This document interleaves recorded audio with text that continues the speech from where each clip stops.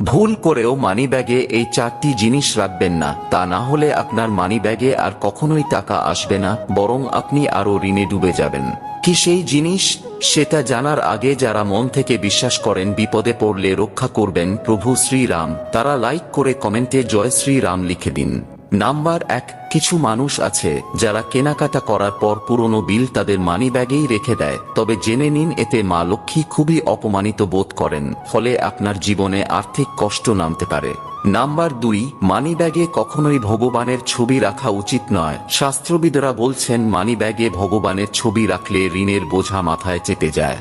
Number 3, মানিব্যাগে কখনোই কোনো প্রকার চাবিকাঠি রাখা উচিত নয়, এর ফলে জীবনে অর্থনৈতিক কষ্ট ও দারিদ্রতা নেমে আসবে।